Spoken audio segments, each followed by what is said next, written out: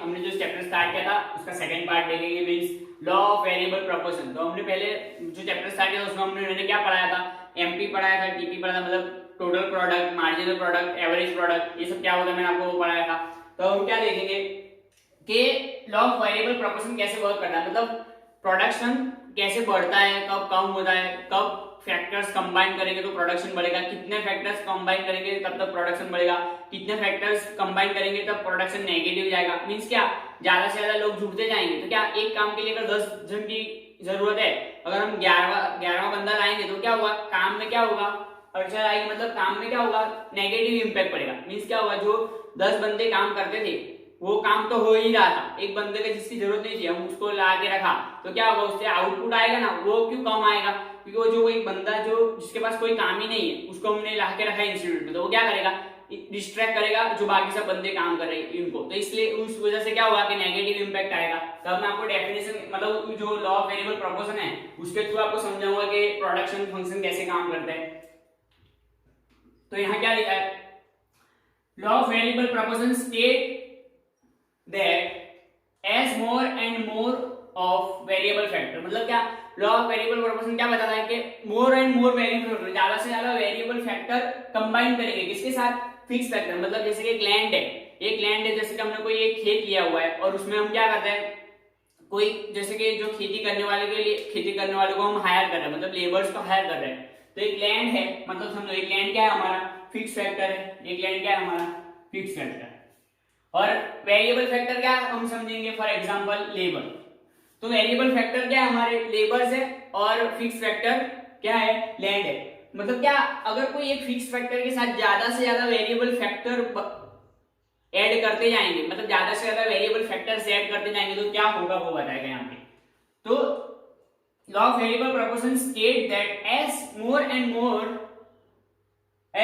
More of a variable factor is combined, मतलब उसके साथ कंबाइन करेंगे किसके साथ, फिक्स फैक्टर के साथ, तो क्या होगा, MP of the variable factor, मतलब मार्जिनल प्रोडक्ट क्या होगा, मार्जिनल प्रोडक्ट किसे कहते हैं कि पर यूनिट एडिशन जो होता है प्रोडक्शन में, मतलब मैंने आपको एमपी और टीपी पढ़ा दिया, वो जो लास्ट लेक्चर में पढ़ा था, अगर आपने वो नहीं देखा तो वो लास्ट लेक्चर जाके आप देख लीजिएगा। तो क्या है, एमपी मींस क्या, मार्जिनल प्रोडक्ट, मतलब कोई भी अगर एक वेरिएबल फैक्टर जैसे कि एक लेबर ऐड करा तो प्रोडक्शन कितना बढ़ा, मतलब कितना उत्पादन हुआ सब्जी का, या तो कोई भी व्हीट हमने किया है, राइस किया है, जो भी किया है तो उसका कितना उत्पादन हो रहा है, तो उसको क्या बोलेंगे, एमपी, पर लेबर ऐड करने से कितना एमपी बढ़ता है, तो क्या होगा, फिर से एक बार देख लेंगे।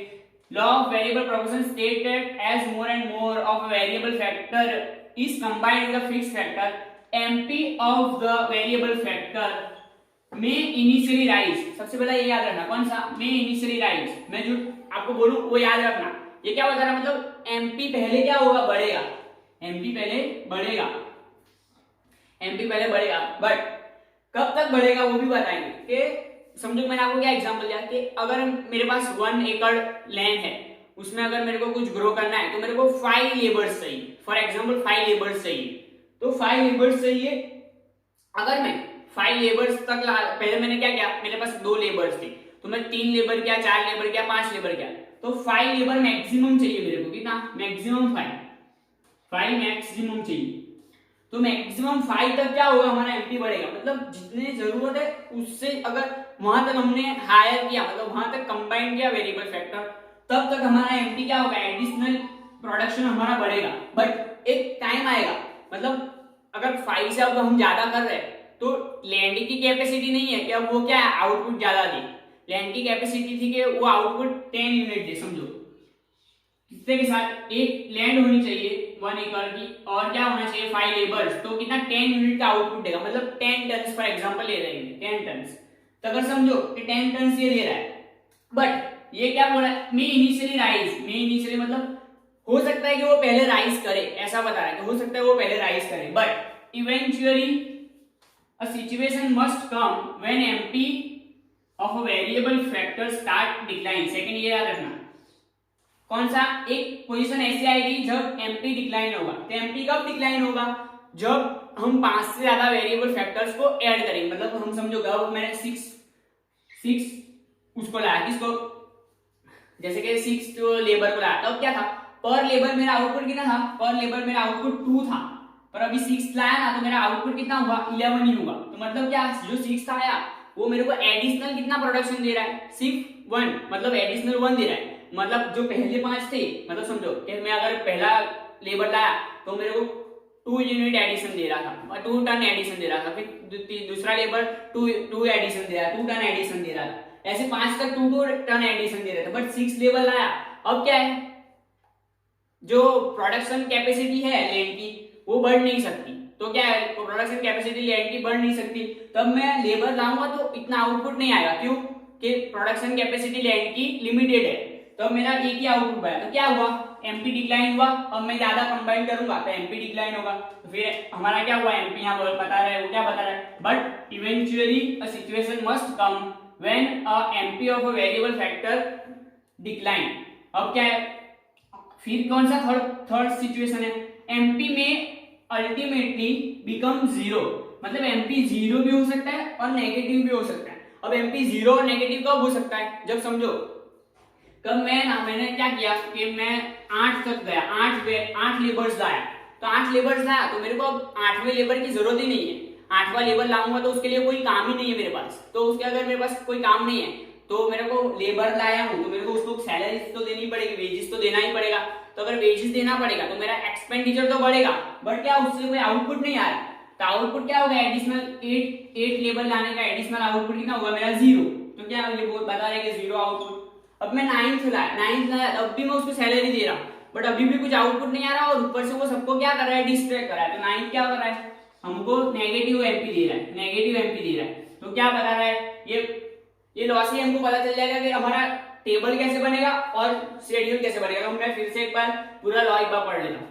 Law of variable proportion state that as more and more of a variable factor is combined with a fixed factor, MP of a variable factor may initially rise, मतलब पहले बढ़ सकता है, but eventually a situation must come when a MP of a variable factor declines, मतलब फिर एक time आएगा जब MP डिक्लाइन होगा, एंड लास्टली क्या होगा, may MP ultimately become 0, मतलब वो 0 भी हो सकता है एंड इवन नेगेटिव। फॉर एक एग्जांपल, मैं आपको एक सिंपल एग्जांपल दे रहा हूं, तो अगर आप कोई टास्क कर रहे हो और समझो कि पहले आप दो फ्रेंड्स थे और कोई टास्क कर रहे थे, तो क्या हुआ, आपका आउटपुट बढ़ा, फिर क्या हुआ, आपका तीसरा फ्रेंड आया, फिर चौथा फ्रेंड आया, तो आउटपुट थोड़ा और बढ़ा, फिर क्या हुआ, 5वां फ्रेंड आया आपका, मतलब वही काम करने के लिए आपने 5वें फ्रेंड को बोला, तो 5वां फ्रेंड आया तो क्या हुआ, अब आउटपुट बढ़ नहीं सकता क्योंकि इससे ज्यादा हम आउटपुट नहीं ला सकते। अब क्या है, सिक्स्थ फ्रेंड आया, मतलब अगर छठा फ्रेंड आया तो क्या किया, उसने आप काम तो कर रहे थे, अब छठे की जरूरत नहीं है हमको, और छठा फ्रेंड आ गया तो क्या हुआ, उसमें वो अब डिस्ट्रैक्ट कर रहा है, बातचीत करा रहा है, काम नहीं करने दे रहा, मस्ती कर रहा है,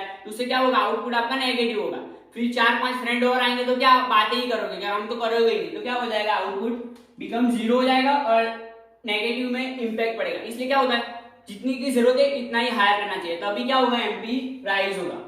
अब हम देखेंगे नेक्स्ट टॉपिक, अब हम देखेंगे कि टेबुलर फॉर्म में हम लॉ को कैसे प्रेजेंट करेंगे, तो मतलब लॉ ऑफ वेरिएबल प्रोपोर्शन को हम टेबुलर फॉर्म में कैसे लिखेंगे। तो सबसे पहले हम क्या लिखेंगे, टीपी हमको दिया हुआ है, क्या दिया, 2, 5, 9, 12, 14, 15 एंड 40। तो अब हमको लॉ को रीड करना है, तो उसके लिए हमको एमपी चाहिए, क्योंकि हमारा जो पूरा लॉ है वो एमपी के बेस पे क्या था law, as a more and more of a variable factors are combined to the fixed factor, initially MP increases and then eventually MP is diminishing and a time comes when MP is 0 and negative। तो हमको इधर ही show करेंगे कि कैसे हम show करते हैं, तो बताएंगे सबसे पहला। तो यहाँ क्या है, सबसे पहला कितना बढ़ रहा है 2, फिर कितना बढ़ रहा है 3, फिर कितना बढ़ रहा है 2 एंड फिर बढ़ रहा है 4। तो यहाँ पे क्या है, एमपी बढ़ रहा है, क्या कर रहा है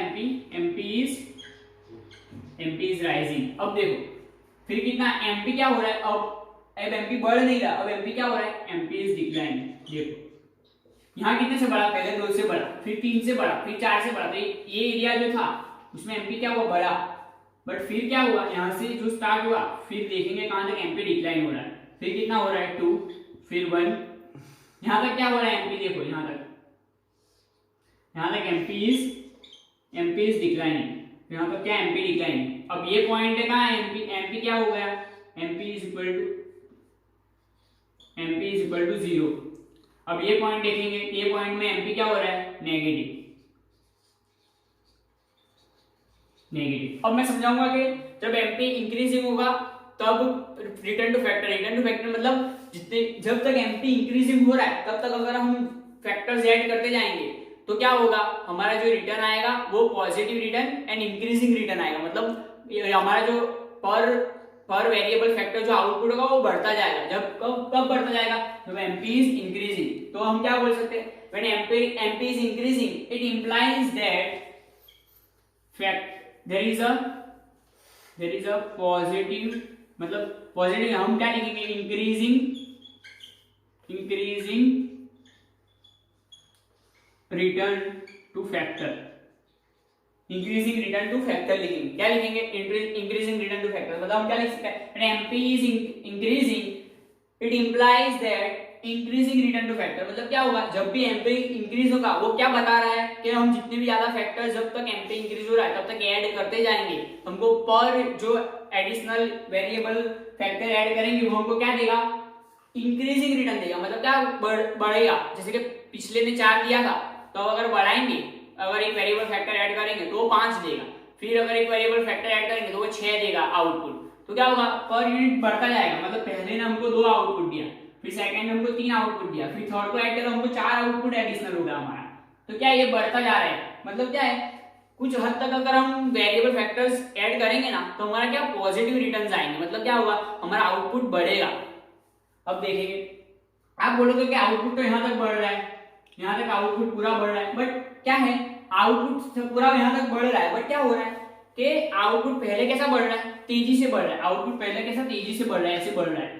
फिर क्या हो रहा है, आउटपुट बढ़ रहा है, एडिशन हो रहा है, बट क्या हो रहा है, 3 हो रहा है, फिर और एक ऐड करा, फिर 2 ही एडिशन हुआ। तो क्या है, आउटपुट डिक्लाइन वे में बढ़ रहा है, मतलब डिमिनिशिंग बढ़ रहा है। मतलब क्या हो रहा है, कम अमाउंट से बढ़ रहा है, मतलब कम पर यूनिट से बढ़ रहा है। तो इसको क्या बोलेंगे, when MP is declining, when MP is decreasing it implies that there is a diminishing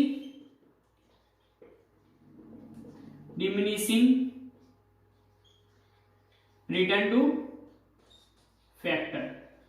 diminishing return two factor, क्या फैक्टर मतलब हम कौन सा फैक्टर लेंगे, वेरिएबल फैक्टर। हमारा वेरिएबल फैक्टर क्या है, ये है लेबर हमारा वेरिएबल फैक्टर है। अब MP 0 का तो क्या बताएगा कि कांस्टेंट है, हमारा जो आउटपुट है वो बढ़ भी नहीं रहा और कम भी नहीं हो रहा। मतलब क्या है, इंक्रीजिंग रिटर्न नहीं दे रहा और नेगेटिव, मतलब अब क्या 0 रिटर्न दे रहा है। यहाँ हमने जो 7वां लेबर ऐड किया तो क्या हमको 0 रिटर्न दिया, तो हमको क्या बोलेंगे इसको, ये हमारा क्या होगा, कांस्टेंट रहेगा, कांस्टेंट। अब नेगेटिव रिटर्न कब होगा, नेगेटिव रिटर्न कब होगा, जब क्या होगा, हम ज्यादा जरूरत नहीं है फिर भी हमने ऐड किया तो नेगेटिव रिटर्न देगा। मतलब क्या हम उसको बोलेंगे नेगेटिव रिटर्न टू फैक्टर। क्या, मैं इसको यहाँ सिंपल ऐसे लिख रहा हूं, नेगेटिव रिटर्न टू फैक्टर।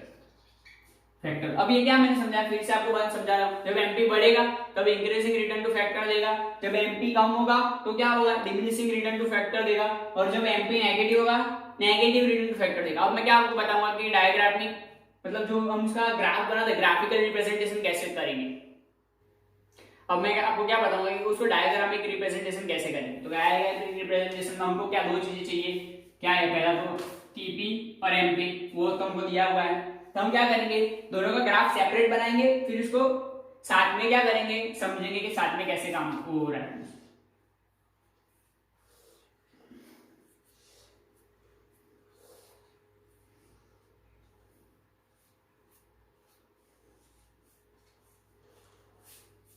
अब हम देखेंगे, यहां हम क्या लेंगे, यहाँ पे TP लेंगे और यहाँ पे MP लेंगे, और ये दोनों तो एक्स एक्सिस में क्या लेंगे, variable factors.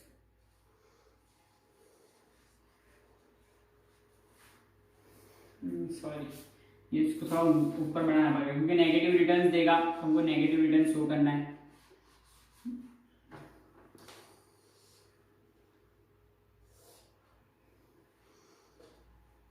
X and Y. अब क्या हम यहाँ TP बताएंगे, तो TP क्या हो रहा है, initially increasing at increasing rate. मतलब क्या, TP इनिशियली क्या बढ़ रहा है, इंक्रीजिंग रेट से बढ़ रहा है, फिर क्या हो रहा है, इवेंचुअली टाइम कम, फिर क्या TP डिमिनिशिंग रेट से बढ़ रहा है, तो TP डिमिनिशिंग रेट से बढ़ रहा है, फिर एक टाइम आता है कि टीपी कांस्टेंट है, 15-15 है, तो टीपी एक टाइम आ गया जब टीपी कांस्टेंट है। फिर क्या हो रहा है, टीपी नेगेटिव स्लोप पर है, तो फिर टीपी नेगेटिव स्लोप, तो हम क्या बताएंगे इसको टीपी। अब हम देखेंगे क्या कंपैरेटिवली करेंगे कि अब क्या मतलब एमपी बढ़ेगा जब तक टीपी इंक्रीजिंग रेट दे रहा है। तो जब तक टीपी इंक्रीजिंग रेट दे रहा है तब तक हम क्या करेंगे, पॉजिटिव किसको बताएंगे, एमपी को इंक्रीजिंग रेट से बताएंगे। तो एमपी इंक्रीजिंग रेट से बताएंगे, कहां तक बताएंगे, यहां तक। क्यों यहां तक के, वहां तक ये एमपी इंक्रीजिंग रेट दे रहा है। फिर कहां तक अब हम वो बताएंगे कि टीपी क्या हो, एमपी इज डिक्लाइन। एमपी कहां तक डिक्लाइन हो रहा है, जहां तक टीपी कांस्टेंट है, जहां तक टीपी कांस्टेंट है MP is decline, MP is decline. फिर क्या होगा, जब टीपी नेगेटिव है तब क्या हो रहा है, एमपी नेगेटिव जा रहा है हमारा, एमपी इज नेगेटिव, नेगेटिव। अब हम यही बताएंगे कि सब कैसे होगा। अब समझो ये जो स्टेज है, ये 3 स्टेज हमको मिल गए। अब ये 3 स्टेज है, अब हम क्या लिखेंगे यहाँ पे कि कौन सा stage increasing return two factor है, कौन सा डिमिनिशिंग है और कौन सा नेगेटिव है। तो मैंने आपको यही तो बता दिया था कि कौन सा पॉजिटिव है, कौन सा इंक्रीजिंग है, कौन सा नेगेटिव है और कौन सा डिमिनिशिंग है। तो अब मैं समझाऊंगा। आप जब लिखोगे तो कैसे लिखना है, तो आप क्या लिखोगे, व्हेन एमपी इज इंक्रीजिंग, पहले आपको मैं समझा दूंगा कि क्या लिखना है, फिर मैं आपको बताऊंगा कि कौन कौन सा स्टेज कौन कौन सा है। When MP is increasing, TP increasing at increasing rate. तो आपको रिलेशन पूछा जाएगा, तो आपको अगर क्वेश्चंस पूछा जाएगा क्या करोगे, सबसे पहला वेरिएबल प्रोपोर्शन का लॉ लिखोगे, फिर क्या समझाओगे, टेबल समझाओगे, और टेबल में मैंने वो 3 चीजें समझाई वो भी समझाना है। फिर क्या करोगे आप, ये टीपी और एमपी का रिलेशन समझाओगे, टीपी और एमपी का। तो आराम से आपको क्या 6 मार्क्स में क्वेश्चन आता है, आपको 6 मार्क्स पूरे के पूरे मिल जाएंगे। तो हम क्या लिखेंगे, व्हेन एमपी इज इंक्रीजिंग, तो इसको कैसे लिखेंगे, MP is increasing, TP increasing at increasing rate. तो क्या लिखेंगे, TP increasing at increasing rate, TP increasing at increasing rate. अब क्या है, when MP is declining, MP is declining, then TP is increasing at diminishing rate. मतलब क्या, TP increasing at diminishing rate, मतलब क्या, जब एमपी कम हो रहा है तब टीपी क्या हो रहा है, इंक्रीज तो हो रहा है बट डिमिनिशिंग रेट से हो रहा है। तो हम ये, अब मैं आपको यही बता दूंगा। तो क्या है, जब एमपी बढ़ रहा है तो TP increasing at increasing rate, तो ये स्टेज कौन सा होगा, increasing return two factor, increasing return two factor. हम इसमें इतना लिखेंगे इंक्रीजिंग इंक्रीजिंग रिटर्न। तो ये स्टेज पे क्या होगा, इंक्रीजिंग रिटर्न, ये स्टेज 1 है। अब स्टेज 2 देखेंगे, स्टेज 2 पे क्या हो रहा है, जब एमपी डिक्लाइन हो रहा है तो क्या है, टीपी बढ़ रहा है बट कैसे, कम रेट से बढ़ रहा है, तो इसको क्या बोलेंगे, diminishing return two factor, diminishing return two factor, diminishing return. अब क्या है यहाँ तक, अब एक टाइम आएगा जब एमपी टीपी क्या हो रहा है, कांस्टेंट हो रहा है। एक टाइम आ रहा है जब टीपी इज कांस्टेंट, तो वो कब हो रहा है, जब टीपी कांस्टेंट कब होगा, when MP is 0, when MP is 0 TP is constant, ऐसा बोल सकता हूं। तो वो भी आप क्या लिखोगे, आप पॉइंट्स में आपको फिर से एक बार रिवाइज करा दूंगा। अब थर्ड क्या है, नेगेटिव रिटर्न। नेगेटिव रिटर्न कब होगा, when MP is negative then TP is decreasing, TP decrease हो रहा है। तब आपको फिर से एक बार मैं पॉइंट समझा दे रहा हूं सब। आप क्या लिखोगे पॉइंट, अब ऐसे लिखना है, ग्राफ्स देख के आपको कोई टेबल बनाने की भी जरूरत नहीं, याद रखने की जरूरत नहीं पड़ेगी, लॉ ऑफ वेरिएबल प्रोपोर्शन भी याद नहीं रखनी पड़ेगी। क्यों, अगर आपको ये ग्राफ याद है तो आपको पूरे का पूरा लॉ ऑफ वेरिएबल प्रोपोर्शन याद हो गया, टेबल याद होगा और ग्राफिकल रिप्रेजेंट, मतलब पूरे 6 मार्क्स सिर्फ ग्राफ याद रखने से ही हो जाएंगे। कैसे याद रखेंगे, लॉ ऑफ वेरिएबल प्रोपोर्शन। तो लॉ ऑफ वेरिएबल प्रोपोर्शन में क्या लिखेगा, law of variable proportion state that when more and more of a variable factors is added to fixed factor, मतलब क्या, वेरिएबल फैक्टर ऐड करते हैं, वेरिएबल फैक्टर बढ़ते हैं, मतलब क्या, वेरिएबल फैक्टर बढ़ाते हैं। तो क्या होता है, इनिशियली एमपी इंक्रीजेस, फिर क्या हो रहा है, but eventually a time come when MP is decreasing, फिर क्या है, एंड एमपी में भी 0 और नेगेटिव। तो यही लॉ ऑफ वेरिएबल प्रोपोर्शन था आपका। अब क्या टेबल ही इससे बना दोगे, तो क्या करोगे आप, पहले क्या करोगे, टीपी को बढ़ाओगे, टीपी यहाँ कुछ भी ले सकते हो, 20 ले सकते हो, 50 ले सकते हो, फिर 100 ले सकते हो, 20, 50, 100। तो क्या टीपी बढ़ रहा है बट कैसे रेट से, इंक्रीजिंग रेट से बढ़ रहा है। फिर भी आप टीपी को बढ़ाओगे, जैसे कि अब 100, तो अब 100 से हम लेंगे क्या 120, फिर हम लेंगे 110, फिर सॉरी 120, फिर 125, 32 ऐसे लेंगे। तो क्या होगा, टीपी बढ़ तो रहा है बट इंक्रीजिंग रेट से। फिर क्या लिखेंगे, फिर से हम 132 ही लिखेंगे, तो 132 तो टीपी एमपी 0 हो जाएगा क्योंकि कोई चेंज ही नहीं है। फिर क्या करेंगे हम, 132 था, अब इसको क्या कर देंगे 130, तो क्या करेंगे कि एमपी नेगेटिव होगा, तो आप इससे ही ग्राफ बना लोगे। अब हम क्या करेंगे, मैं आपको रिलेशनशिप बता दिया। अब हम नेक्स्ट चैप्टर का अगले वीडियो में नेक्स्ट चैप्टर डालूंगा, उसमें हम कॉस्ट एंड रेवेन्यू वाले चैप्टर्स पढ़ेंगे।